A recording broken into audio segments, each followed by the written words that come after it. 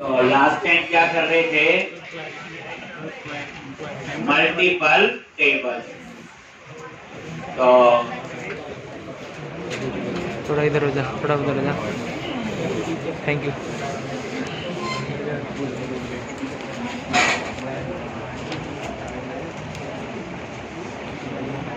कल हमने ये 4 टेबल मैंने एक्सप्लेन किए थे।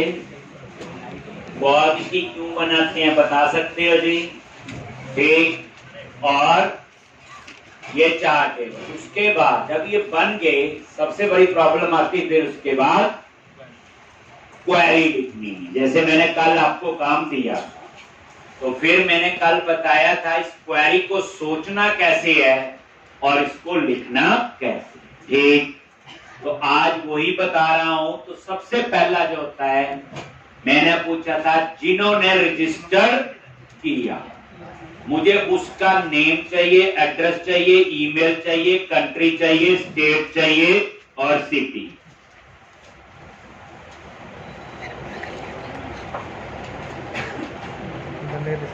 एक, जिसने रजिस्टर किया उसका नेम, एड्रेस, ईमेल, उसका फोन नंबर भी था ना बच्चे? था कि नहीं? एक आरजी क्या था? फोन।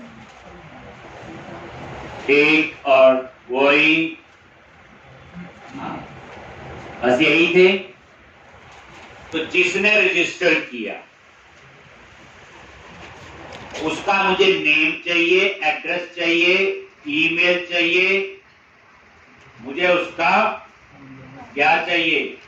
फोन भी चाहिए, फोन नंबर, और कंट्री भी चाहिए, कंट्री का नेम, स्टेट का नेम, और ये सब चाहिए। ठीक। तो इस तरह से, तो इसके लिए क्या मैंने कल समझाया था? ठीक है, नेम मेरा यहां से मिल जाएगा जिसने रजिस्टर किया, मेन टेबल ये है, एंट्री वाला टेबल ये है।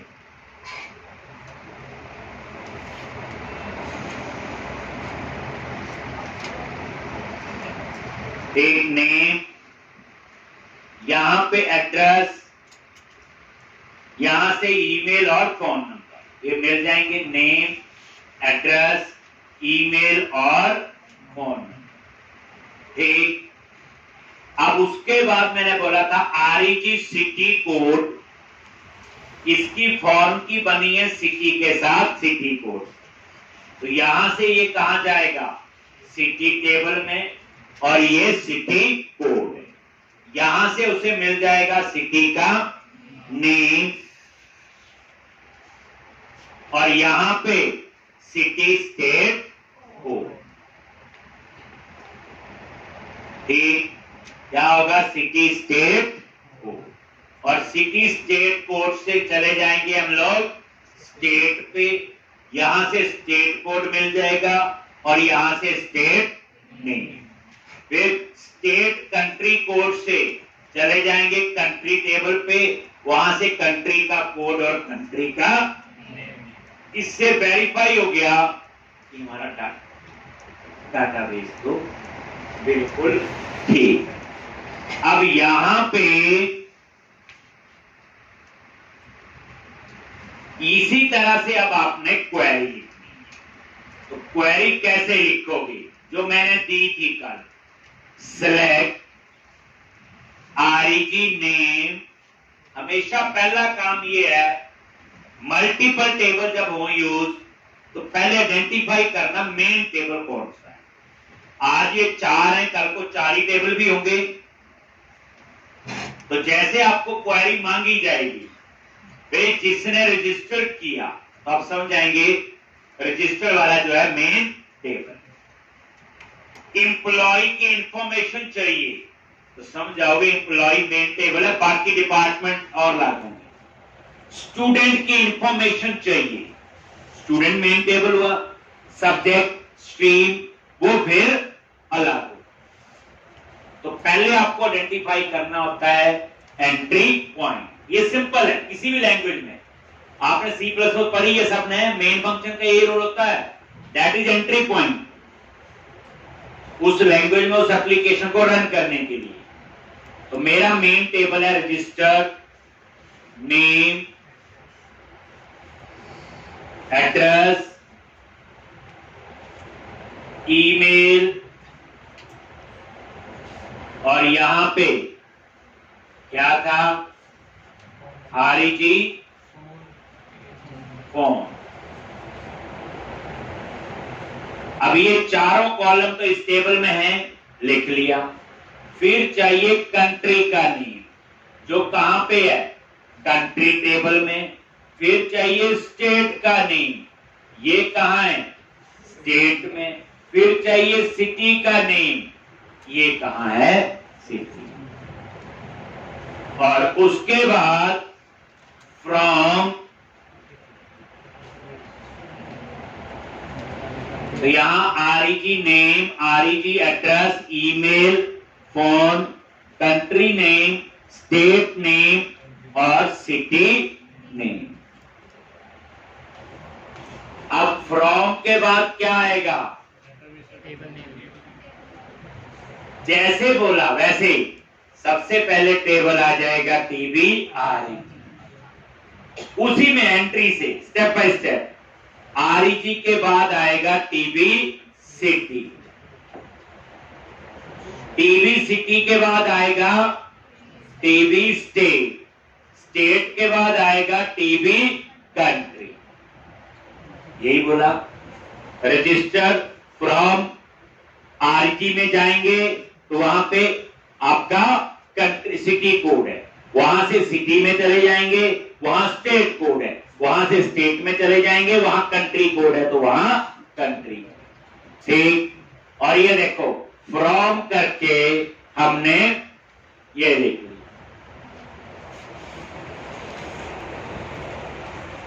चारों टेबल, जब मल्टीपल टेबल से डाटा फेच करना हो तो उसके लिए क्या लगते हैं, बोलो, ज्वाइन। एक मल्टीपल टेबल से अगर डाटा फेच करना है तो क्या लगेगा, ज्वाइन। एक मल्टीपल टेबल से अगर आपको डेटा चाहिए तो क्या आएंगे आपके, ज्वाइन। ठीक, तो ज्वाइन, कोई इनर ज्वाइन, कोई राइटर, बड़े ज्वाइन हम पढ़ते हैं। मैं वही करवाऊंगा जो आपको चाहिए, जो 99% यूज होता है, that is equi join. Equi join जो होता है उसका रूल है टेबल्स में कॉमन कॉलम होना चाहिए। कोई सेल्फ ज्वाइन भी होते हैं, left inner join, right outer, ऐसे होते हैं। तो जो मैं आपको डिस्कस कर रहा हूं, जो सबसे ज्यादा यूज होता है, दैट इज इक्वी ज्वाइन। और इसका रूल है, इसका फंडा ये है कि कॉमन कॉलम उनमें होना चाहिए। अब यहां पे वेयर क्या आएगा, ज्वाइन के लिए।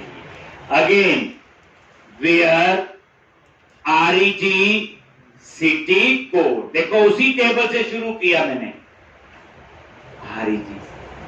REG में सिटी कोड है, वहां से जाएंगे हम सिटी टेबल में, सिटी कोड, एंड सिटी पे पहुंच गए तो फिर वहां पे क्या है, सिटी स्टेट कोड।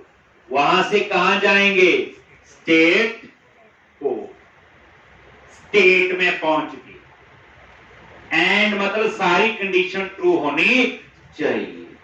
एंड अब स्टेट में पहुंच गए तो स्टेट में क्या है, स्टेट कंट्री कोड, और यहां से पहुंच गए हम कंट्री।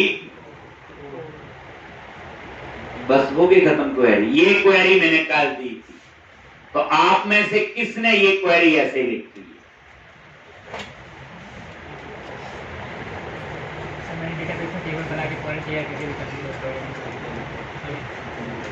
नहीं, जब मैं कल बता रहा था तब किसने लिखी?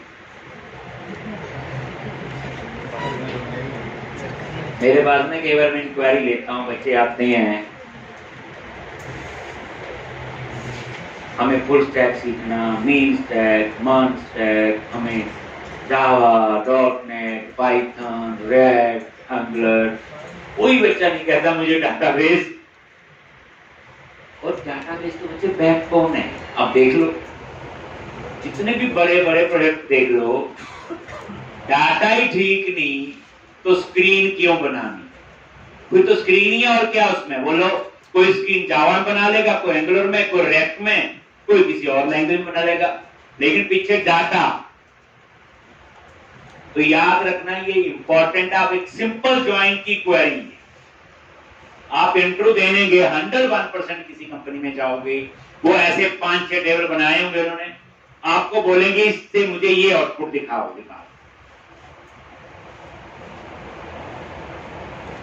और तभी वो रखेंगे।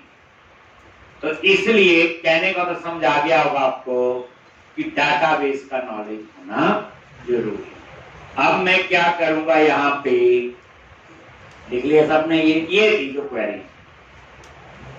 अब हम एक और सैंपल डाटाबेस बनाएंगे एम्प्लॉइज का। किसका बनाएंगे? एम्प्लॉइज।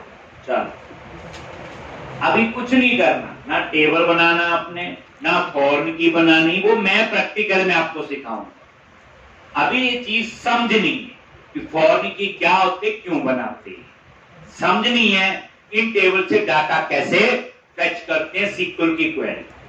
अब इसको कैसे यूज करना वो तो हम करेंगे। अब अगला जो पढ़ागा है वो इन्हीं टेबल को यूज करूंगा, बनाऊंगा, ये बनाएंगे तब हम सीखेंगे। इसलिए प्रैक्टिकल अभी इसका छोड़ दो, कंसेप्ट समझो। नेक्स्ट, अब मैं एक और सैंपल डेटा है कंपनी का, जैसे टीवी टैप, ये डिपार्टमेंट टेबल है, और इसमें क्या होगा, department number, data type int, क्या बना दो, प्राइमरी की, डिपार्टमेंट नेम,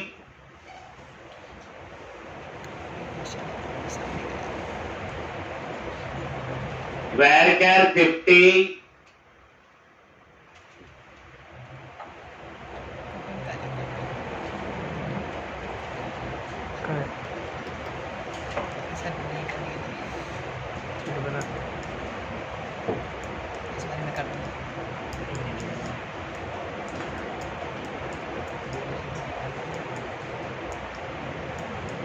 एक department name, DNO, department number और डिपार्टमेंट नेम। पहली बात, ये जो डिपार्टमेंट है ये भी मास्टर टेबल होगा। डिपार्टमेंट रोज तो नहीं बनते हैं। आज मेरी कंपनी में 4 डिपार्टमेंट है, 5वां पता नहीं कब बनेगा, तो ये कौन सा टेबल होगा, मास्टर। मान लो कुछ ऐसे है, डिपार्टमेंट नंबर 10 और यहां पे डिपार्टमेंट नेम, डिपार्टमेंट नंबर 20, यहां पे डिपार्टमेंट नेम, डिपार्टमेंट नंबर 30 एक marketing, department number 40 computer law. ऐसे आप रिज्यूम करो। अब ये 4 डिपार्टमेंट है, 5वां पता नहीं कब आएगा, दैट्स व्हाई हम इसको क्या बोलेंगे, मास्टर टेबल। नेक्स्ट, एक मास्टर टेबल हो गया। इसी तरह से एक और TBDSG, और यहां पे DSG code, data type int, primary की,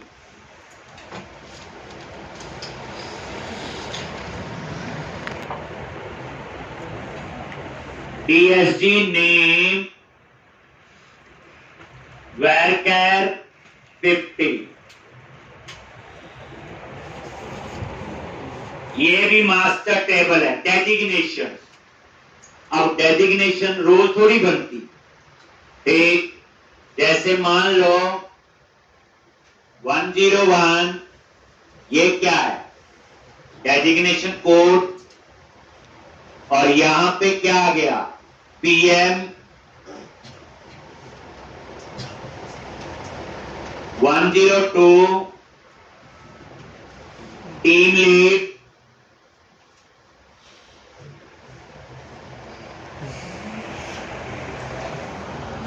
वन 103 प्रोग्रामर। लो मान लो तीन ही डेजिग्नेशन है, प्रोजेक्ट मैनेजर, टीम लीड और प्रोग्रामर। तो ये क्या होगा, मास्टर टेबल। इस तरह से डिपार्टमेंट भी मास्टर टेबल है और डेजिग्नेशन भी। अब ये डिपार्टमेंट और डेजिग्नेशन आपस में कोई लिंक नहीं है, वहां कंट्री स्टेट का था एक लॉ। ऐसे आपका कुछ डेटा होगा। अब हम बनाएंगे कॉर्ड टेबल टीबी इंप्लॉय के लिए। अब इंप्लॉय जो है ये तो रोज आते हैं, तो ये क्या है, ट्रांजैक्शन टेबल। यहां क्या क्या कॉलम लेंगे, emp number, data type int primary key, employ name, varchar 50, employ address,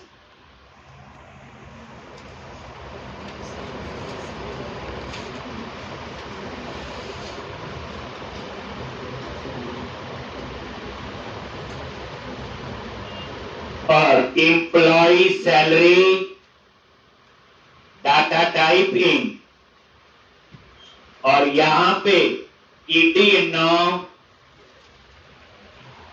इस एम्प्लॉय का डिपार्टमेंट कौन सा है, तो यहां पे इसको क्या बनाएंगे, फॉर्म की किसके साथ, टीबी डेप में जो DNO। अब क्या है, यहां पे जो डिपार्टमेंट नंबर एक्सेप्ट करेगा वही एक्सेप्ट करेगा जो टीबी डेप टेबल में, दैट इज 10, 20, 30 और 40। इन चार के अलावा कोई भी वैल्यू लिखेगा ये एक्सेप्ट नहीं करेगा, इसलिए हम इसको क्या बनाएंगे, फॉरेन की। Next EDSG code, designation code, इसको भी क्या बनाओगे, फॉरेन की किसके साथ, टीबी DSG, और उसमें क्या आपका DSG कोड। अब यहां डेजिग्नेशन कोड क्या एक्सेप्ट होंगे, 101, 102 और 103। अगर 104 लिखोगे तो ये एरर देगा। एरर तभी देगा अगर आपने फॉर्म की बनाई, और एक टेबल पे मल्टीपल फॉर्म की हो सकती है। आपके सामने एग्जांपल है, कल लिखवाया था एक, और इसमें कैसे डेटा होगा, ये एम्प नंबर, ये नेम, ये एड्रेस, ये सैलरी और डिपार्टमेंट नंबर 10,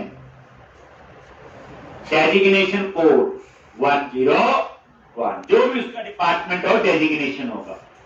इसी तरह से टू नेम, एक एड्रेस, सैलरी 20, 10,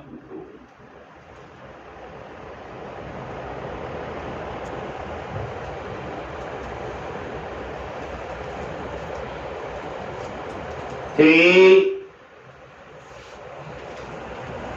और यहां पे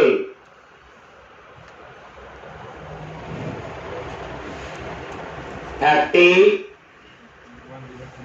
103, और यहां पे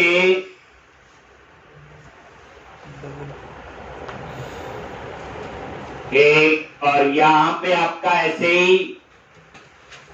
अब देखो, एक डिपार्टमेंट में एक से ज्यादा लोग हो सकते हैं, तो डिपार्टमेंट नंबर क्या हो गया, डुप्लीकेट। लिखवाया था फॉर्म की डुप्लीकेट हो सकती है।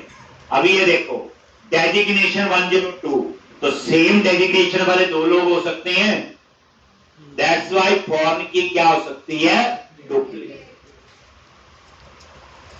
ठीक, तो मैंने यहां डाटा के साथ आपको समझाने की कोशिश की है।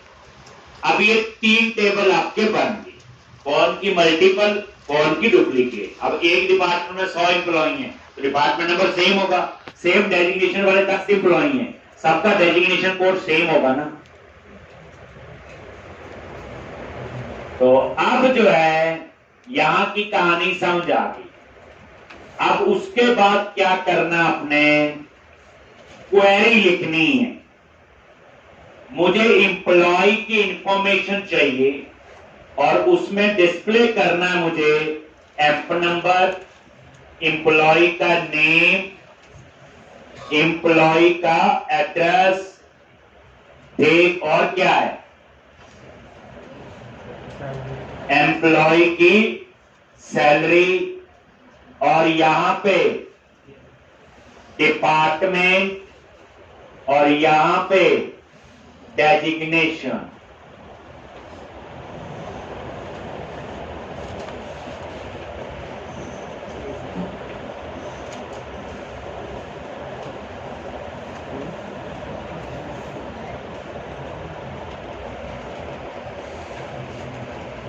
ठीक, तो amp number, name, address, salary, department और डेजिग्नेशन। ठीक, अब हमें पता है, पहले आप लिखोगे क्वेरी, बोल क्यों लिखना, क्या कैसे लिखेंगे, डिपार्टमेंट आएगा डिपार्टमेंट वाले टेबल से और डेजिग्नेशन आएगी डेजिग्नेशन। तो पहली बात यहां एंट्री टेबल कौन सा हुआ, एम्प्लॉय। कौन सा हुआ, क्योंकि मुझे एम्प्लॉय की इंफॉर्मेशन चाहिए। क्या क्वेरी लिखोगे, select emp number comma employee name comma employee address comma age comma D name, कहां से आएगा, डिपार्टमेंट से, कॉमा डीएसजी नेम कहां से आएगा, डेजिग्नेशन से। कैसे पता, ये देखो ईडीएनओ की फॉर्म की किसके साथ बनी, टीबी डेप्थ में। तो टीबी डेप्थ में जब जाएगा तो ये डीएनओ है, यहां से मिल जाएगा डी नेम से डिपार्टमेंट का नेम। इसी तरह से टीएसजी नेम, तो यहां पे टीबी एम्प्लॉय में ईडीएसजी कोड है, इसकी फॉर्म की डेजिग्नेशन के साथ, और यहां पे डेजिग्नेशन वाले पे जाएगा ये डेजिग्नेशन कोड और यहां से मिल जाएगा डेजिग्नेशन का नेम। ठीक, तो इस तरह से ये आपका, और यहां पे फ्रॉम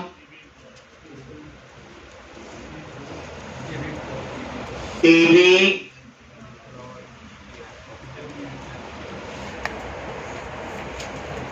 क्या आएगा, एम्प्लॉय। पहले ये यहां से हम जाएंगे डिपार्टमेंट पे, क्या नाम है टेबल का, टीबी डेप, यहां से जाएंगे डेजिग्नेशन। आ गया मेन टेबल कौन सा है, एम्प्लॉय, और यहां पे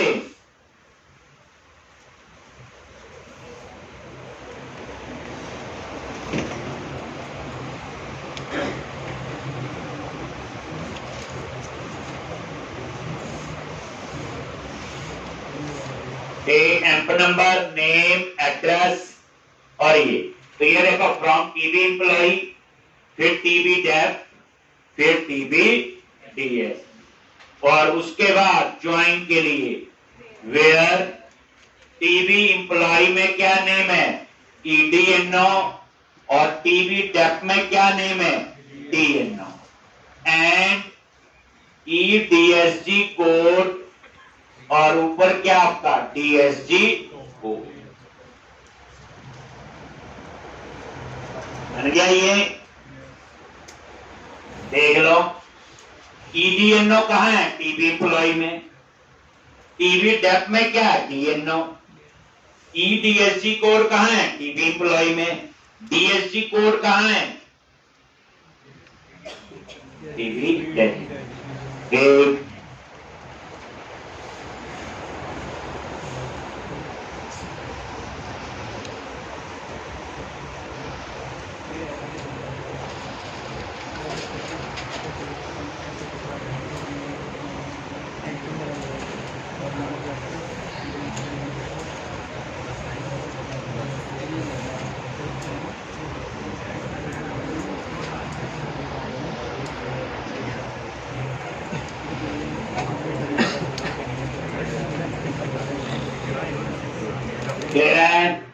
तो इस तरह से ये देखो सिलेक्ट। अब यहां पे ये समझ आ गया DNO उस टेबल में चले गए और ये दूसरे डेजिग्नेशन। इसमें डिपार्टमेंट और डेजिग्नेशन का आपस में कोई लिंक नहीं है, रिक्वायरमेंट लगती। समझ आ गया? आप लिख सकते हो ऐसी क्वेरी, टेबल टू टेबल जा सकते हैं ऐसे। चलो अब यहां पे मैं एक छोटी चीज और बता रहा हूं। ये जो टेबल है, केवल इन टेबल के हमें अलाइस देने होते हैं। अलाइस क्या होते हैं? Short name. जैसे टीबी एम्प्लॉय का अलाइस दे दिया A, टीबी डेप का अलाइस दे दिया B, और टीबी DSG का अलाइस दे दिया मैंने C। ऐसे अलाइस कुछ नहीं होते, शॉर्ट नेम होते हैं। जैसे अब EDNO कौन से टेबल में? एम्प्लॉय, तो उसका अलाइस क्या दिया?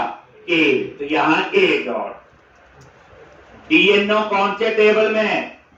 डेप, तो यहां लिखा B डॉट। तो डेप का अलाइस क्या दिया हुआ? B। EDSG कोड कहां है? एम्प्लॉय, तो A डॉट। और इसी तरह DSG कोड कहां पे है? C dot. ये क्या होते हैं? टेबल के अलाइस। फिर आप बोलोगे ये कब देने जरूरी है? अगर मैं इस क्वेरी में अलाइस ना दूं, पुरानी वाली में नहीं, तो मेरा ठीक चलता है। फिर अलाइस देने कब जरूरी? अगला क्वेश्चन है अलाइस स्पेसिफाई करने कब जरूरी? कौन बताएगा? तो स्पेशल रिक्वायरमेंट आती है कि हेडिंग का नाम ये आना चाहिए।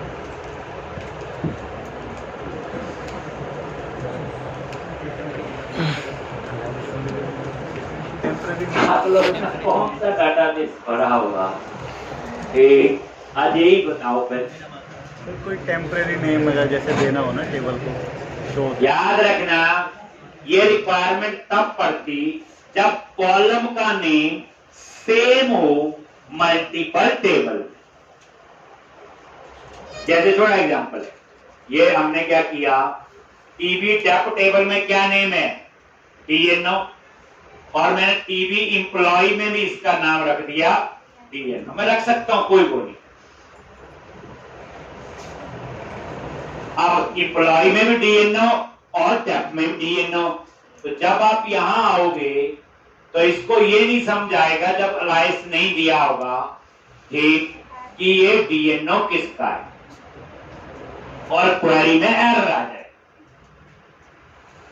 तो इस केस में मुझे बताना पड़ेगा ये A मतलब एम्प्लॉय का, और ये B मतलब डिपार्टमेंट। तो जब बच्चे कॉलम का नेम सेम और मल्टीपल टेबल में ये पॉसिबिलिटी होती है ठीक, तो उस केस में अलाइस देने जरूरी है। जैसे डी नेम एक ही टेबल में नहीं दिया अलाइस, DSG नेम एक ही टेबल में डेजिग्नेशन में नहीं दिया अलाइस। तो जब कॉलम का नेम सेम हो देन अलाइस देने जरूरी है। मुझे इन दोनों क्वेरी में जरूरत नहीं। अलाइस कुछ नहीं होता, टेबल का शॉर्ट नेम है। अगर मैं अलाइस नहीं दूंगा ना, तो जहां जहां A लिखा तो मुझे ऐसे लिखना पड़ना था, TB employ dot T. Alice होता छोटा, जैसे घर का नाम ही लिखते छोटा सा, बिल्कुल वैसे। तो इस तरह से समझ आ गया? समझना तो करना ही है। अब मैं आपको आगे करवाऊंगा, यही डाटाबेस बनवाऊंगा पहले इस एप्लीकेशन में, जिसमें 3 टेबल हो गए, डिपार्टमेंट, डेजिग्नेशन और एम्प्लॉय। जो इसके बाद वाली असाइनमेंट होगी उसमें 4 टेबल होंगे, कंट्री, स्टेट, सिटी और रजिस्टर। अभी तो सिर्फ समझाया है, अभी यूज करें। आप जब यूज करोगे तो आपको पता चल जाएगा कि काश हमें वो डाटाबेस बनाना आना चाहिए। मैं आपको एक बताता हूं, इस ऊपर वाले डाटाबेस में जो कल डिस्कस किया, कईयों को नॉर्मलाइजेशन नहीं पता, वो पता क्या करेंगे, रजिस्टर में आएंगे, REG, state code, data type int, और इसकी बना लेंगे फॉर्म की स्टेट के साथ, आरईजी कंट्री कोड, और इसकी भी फॉर्म की बना लेंगे किसके साथ, टेबल कंट्री का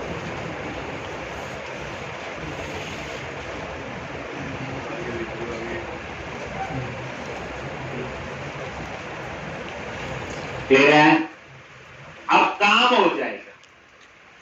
अब ये इजी हो गया। देखो यहां से name, address, email, phone number, यही से बदलेंगे सिटी वाला टेबल के साथ, ये स्टेट के साथ और एक कंट्री के साथ।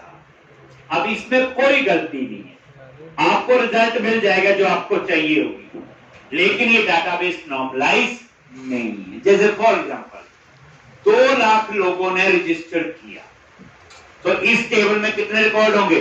2 लाख। ये 2 लाख बार ये डाटा जो है आपका सेव होगा, 2 कॉलम, और इसको हम बोलते हैं डुप्लीकेसी। नॉर्मलाइजेशन में डुप्लीकेसी अलाउ नहीं हो, काम हो जाएगा, आउटपुट आ जाएगी, लेकिन डाटाबेस में डाटा की क्या होगी? जब इसके बिना काम हो रहा है तो मैं 2 लाख बार 2 कॉलम क्यों सेव करूं? तो अगर आप ये बना देते हो तो ये नॉर्मलाइज डाटाबेस नहीं है। कई बार अंतों में गाना राजा होता है, तो आप समझ लेना। एक लाख चले।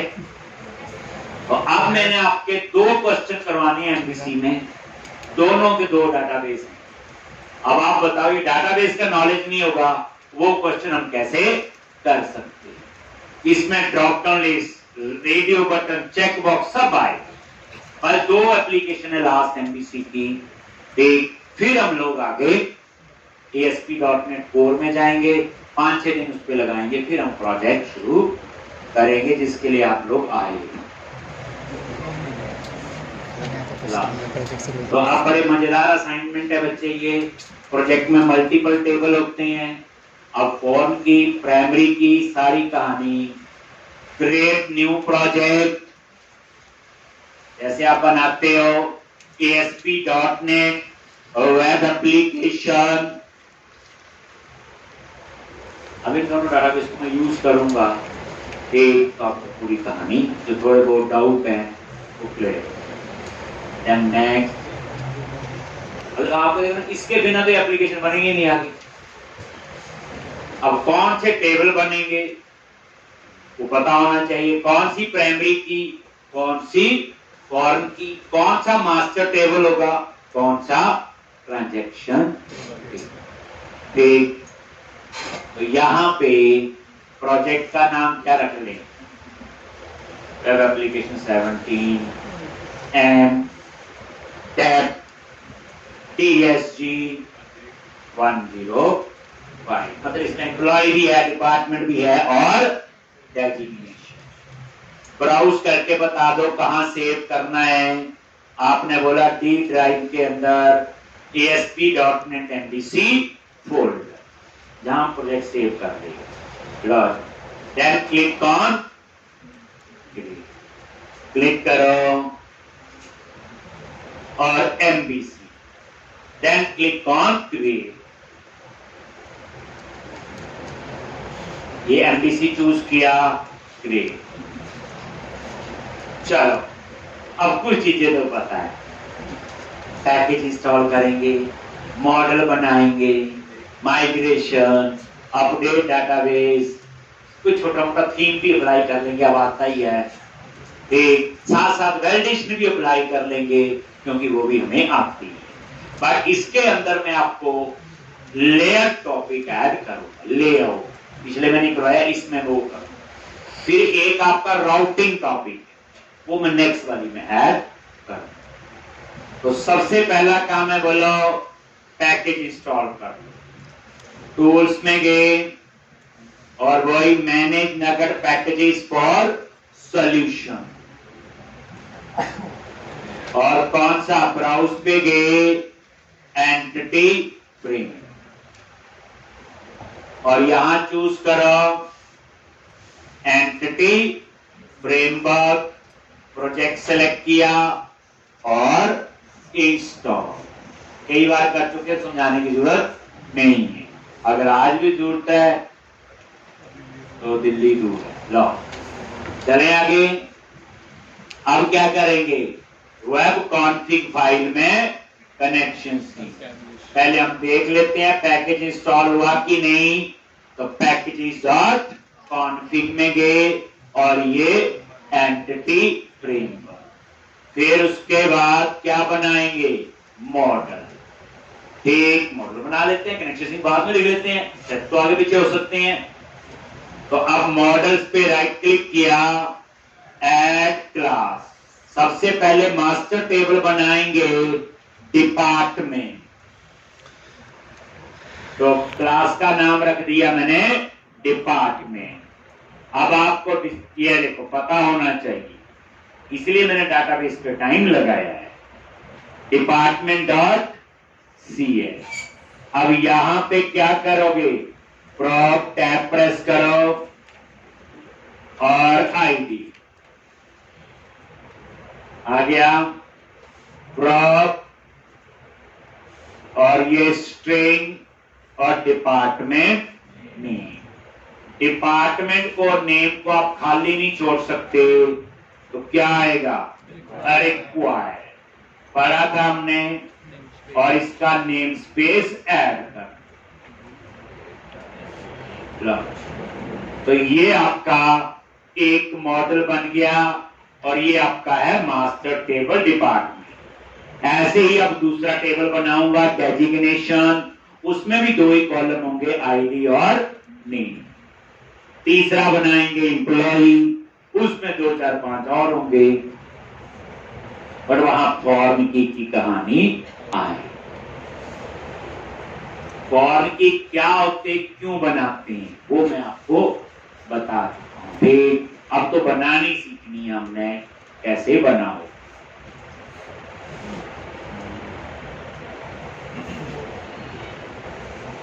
ठीक है,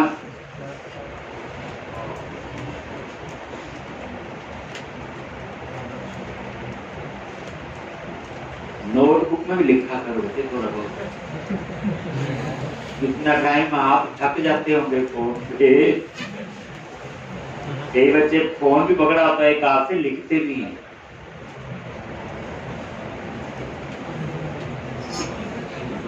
देखो बच्चे, फोन पे रिकॉर्ड तक क्यों करते हैं, कंफर्ट के लिए। तो आइए हम देख लेंगे, एरर तो आनी ही चाहिए, और जब तक बच्चे एरर नहीं आई तो हम सीखेंगे नहीं।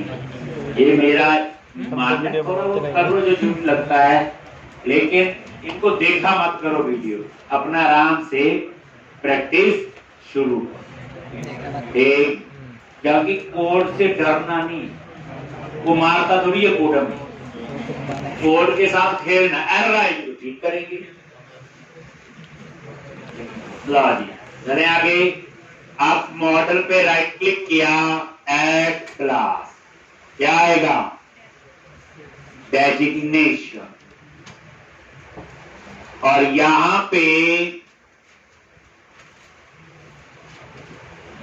पे आईडी,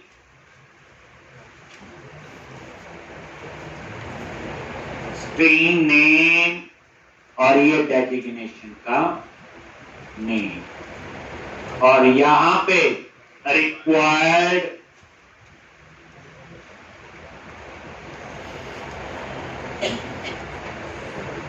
हियर। एक और मॉडल बन गया डेजिग्नेशन, 100 बन जाएंगे ऐसे। अब बनाएंगे एम्प्लॉई, उसमें employee ID, name, address, salary, पर 2 फॉर्म की होंगी, वो कहानी हम समझो। यानी कि आपको असाइनमेंट में नहीं देखना कितनी बड़ी असाइनमेंट है, तो कंफ्यूज हो जाएंगे। आप ये देखो नई चीज क्या मिलने वाली है, तो हमारे माइंड में एक्साइटमेंट ये है कि आज हम फॉर्म की बनाना तो सीखेंगे, उसका सिंटैक्स बताऊंगा, वो 1 लाइन का 2 लाइन का वो याद रखना है। अब ये थोड़ी याद रखना,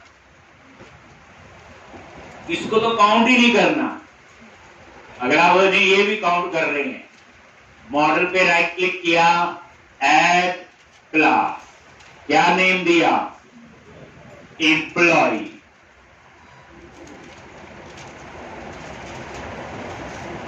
500-700 लाइन तो मैं एक लेक्चर में वैसे लिख देता हूँ, तो कभी नहीं याद होगी। जितना मर्जी रट्टा आपका स्ट्रॉन्ग हो, देख समझना ही पड़ेगा बच्चे, ये याद रखना।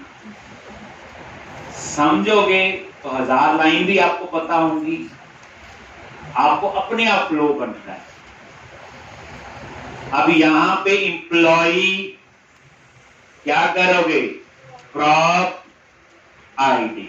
अब कहानी पता थी, ये आ गया employee ID, prop tab press किया, स्ट्रिंग एम्प्लॉय नेम। अब इस नेम को खाली नहीं छोड़ सकते, रिक्वायर। और यहां पे आगे क्या करोगे, नेम स्पेस ऐड कर दिया।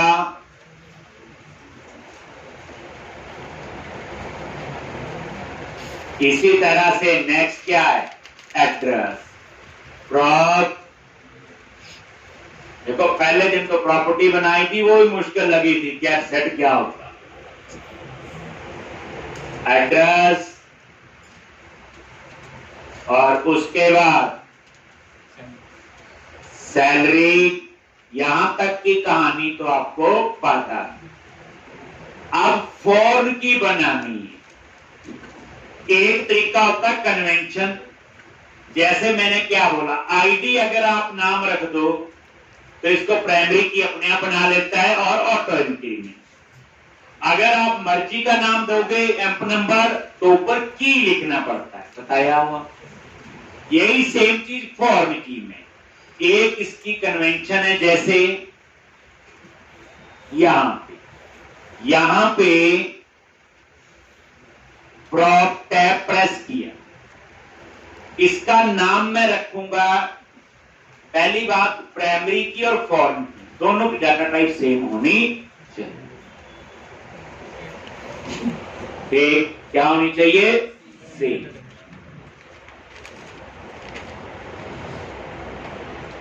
अब ये इंट रखा है और यहां पे डिपार्टमेंट आईडी, तो इसका नाम क्या रखना बच्चे, जो इसका model name, that is department. तो यहां पे ये डिपार्टमेंट, किसको फॉर्म की बनाना है, किसके साथ, आईडी। तो डिपार्टमेंट के अंदर ये आईडी है, ठीक, और यहां पे साथ में आप लोग आए। फिर आपको फॉर्म की लिखने की जरूरत नहीं है। कन्वेंशन क्या है, पहले मॉडल का नेम और उस प्राइमरी की कॉलम का नेम। मॉडल का नाम डिपार्टमेंट है और प्राइमरी की कॉलम का नाम आईडी है, लेकिन इसको पता कैसे चलेगा किसके साथ है, तो यहां पे हम उसका रेफरेंस देते हैं ऐसे, इस तरह से।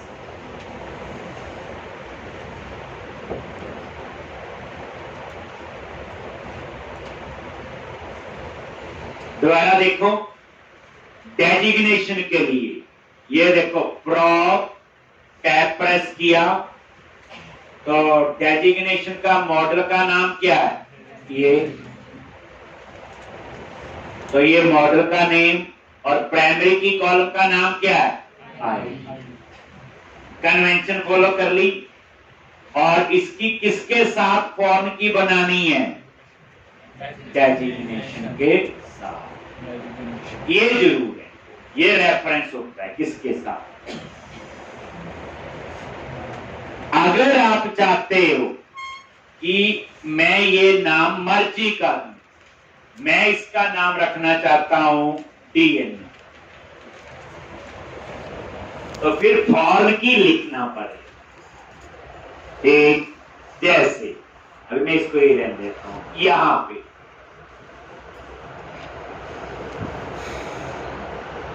तो मुझे लिखना पड़ेगा यहाँ पे, याद रखना ये बता तो दिया रेफरेंस, पर किसके साथ है। अभी तो इसने जूम कर लिया, पता कैसे कि डिपार्टमेंट है तो ये है डिपार्टमेंट, इसका नाम है और आईडी, तो उसने उसके साथ रिलेट कर लिया। ठीक, अगर आपने नाम दे दिया डीएनओ तो आप बताओ इसको कैसे पता चलेगा इस टेबल को। तो फिर आपने यहाँ पे क्या लिखना है, फॉरन फॉरन, इसका नेम स्पेस ऐड कर दो, लो, और इसको फॉर्म की बनाना है यहाँ पे, बस हो गया। ठीक, तो अभी आप यहाँ वही रहने दो जो था, मैं पूरा लिख देता हूँ डिपार्टमेंट आई, तो हम यहाँ पे डिपार्टमेंट आई। इसी तरह से यहाँ पे, वैसे हमें अभी लिखने की जरूरत नहीं है, पता लग गया होगा क्यों नहीं है, क्योंकि हमने कन्वेंशन को फॉलो किया। बट पहली बार पढ़ रहे हैं, लिख लो फॉर्म ताकि याद रहे, दूसरे प्रोजेक्ट में याद होगी फिर लिखेंगे नहीं। पहले रूल समझाया बच्चे। अगर आप ये कन्वेंशन ना फॉलो करो तो फॉर्म की लिखना है और उसमें उस कॉलम का नाम। कुछ भी सोचो बच्चे, आपने इसका नाम कुछ और रख दिया उल्टा सीधा। अब बताओ इसको कैसे पता चलेगा ये किसके साथ फॉर्म की बनी। तो फिर आपको ऐसे फॉर्म की लिखना है और उसके बीच में आपने कॉलम का नाम दिया। जैसे मैंने एग्जांपल दिया ही है, मान लो डीएनओ नाम रखना है। आप बताओ इसको कैसे पता चलेगा इसके साथ बननी है, किस कॉलम के साथ में फॉर्म की बनाएगा। तो फिर मुझे लिखना पड़ेगा इसके साथ, तो ये समझ जाएगा। ठीक है, इसकी फॉर्म की डी है और बनाएगा हमेशा प्राइमरी की के साथ। तो इसलिए बट हमने कन्वेंशन भी फॉलो कर ली और लिख भी दिया जस्ट फॉर प्रैक्टिस। बड़ा अच्छा करना है तो आप डिपार्टमेंट आईडी पे ये भी लगा सकते हो, रिक्वायर्ड लगा दो। ऐसे ही डेफिनेशन पे भी रिक्वायर्ड, ताकि इनको खाली नहीं छोड़। ये लिख लो एक बार पूरा, क्योंकि नोटबुक में ना एंटर नहीं चला होगा, बताइए आप तो, मेरे यहाँ तो चल जाता है ना।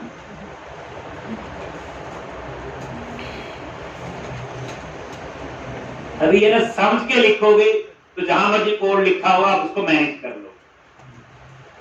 यही होता है ना, समझ के लिखोगे तो पता है इसका कोड ये है।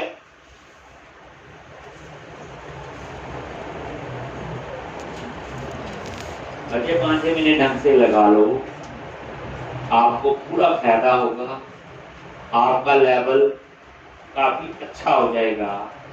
बट प्रैक्टिस अच्छी चाहिए।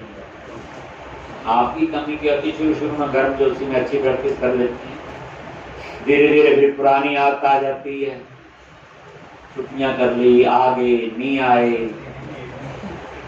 फिर वही बात, फिर थोड़ा मुश्किल हो जाता है। अब जो कल नहीं आए थे, बारिश से गए थे कुछ लोगों बेचारे परेशान हो सकते होंगे ना थोड़े बहुत, उनको तो पता नहीं चला होगा कंट्री स्टेट सिटी क्या चीज थी। वो दूसरी कंट्री समझ के हम थे कि सर ने कंट्री में याद करवाने को बोला, ये कंट्री रखो याद। उनके लिए तो वही है स्टेट, 2-4 स्टेट याद कर ली होंगी। तो चलिए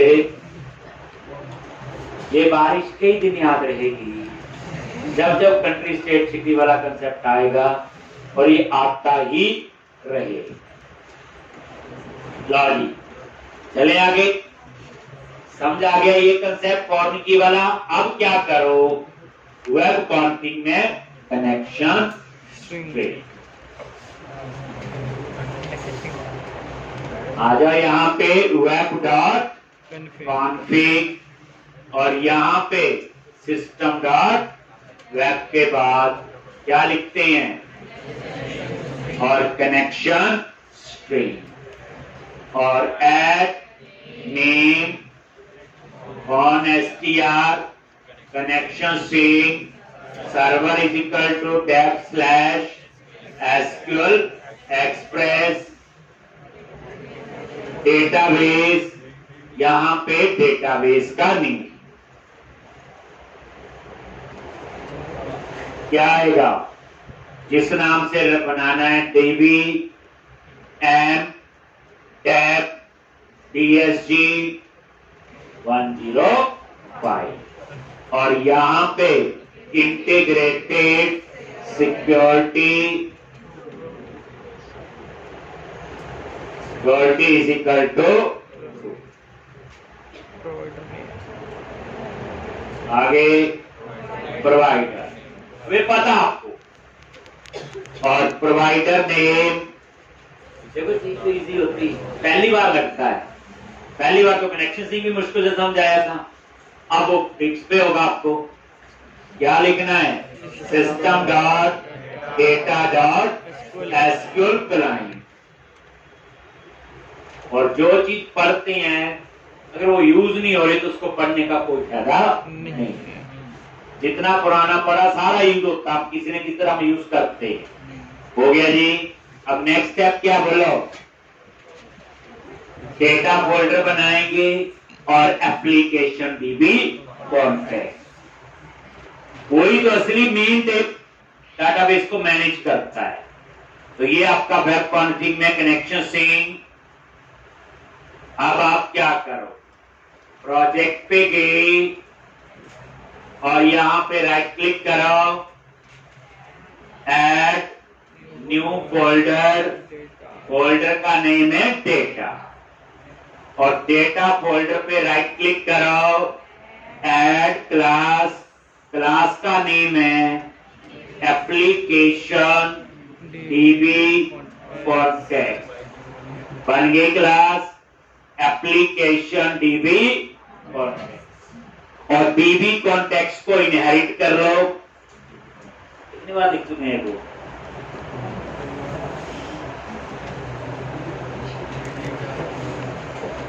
इस क्वेश्चन में प्रैक्टिकल में फॉर्म की वाली 3-4 लाइनें याद रखनी है, बाकी आपका पुराना ही है।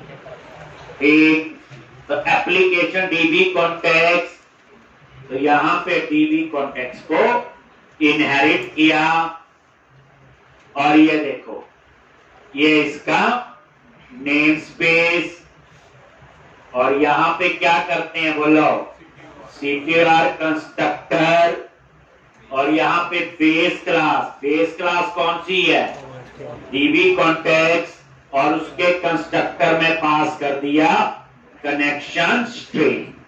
बस चेंज है, यहाँ मुझे 3 मॉडल पास करने हैं, पहले हम अभी तक जितने थे वो एक ही होता, तो यहाँ पे पास करेंगे डिपार्टमेंट, नहीं आ रहा है में तो इसका नेम स्पेस ऐड कर दिया, और यहां पे डिपार्टमेंट, और इसी तरह से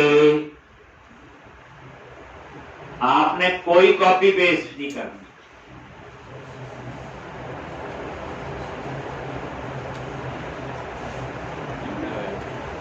एम्प्लॉइज, और ये लिख।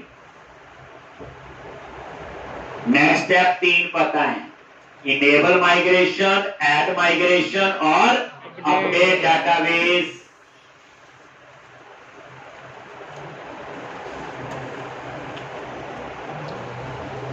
ये हमने मॉडल में तीनों क्लास बनाई है, डिपार्टमेंट, डिजाइन, यस तीनों बनाई है, अभी तो लिख पाए। सर आपने कहा था एक व्यू में एक से ज्यादा मॉडल हम ऐड नहीं कर सकते, वो बात की बात है आपके, ये तो अभी बना रहे हैं, डाटाबेस में 100 टेबल हो सकते हैं, वो वहां की बात है जब व्यू पे आए।